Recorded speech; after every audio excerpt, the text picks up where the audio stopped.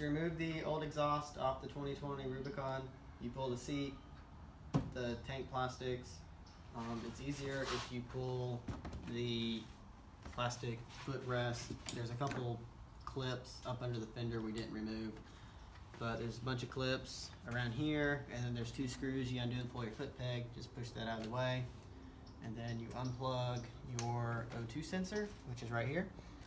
And then there's 2 12mm bolts on the cylinder head that you remove the exhaust pipe on.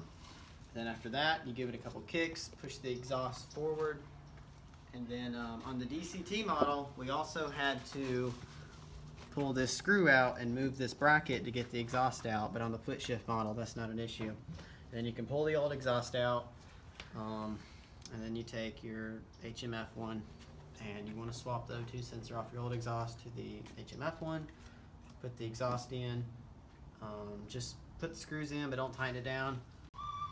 Alright, so you're going to want to put everything on the exhaust, put all the hardware and everything, but don't tighten everything up, leave everything loose. Once you got everything on, you're going to tighten up the 2 bolts on the cylinder head, do a little at a time, and then you're going to come back and tighten up the muffler mount, and then you're going to tighten up the mount on the header pipe.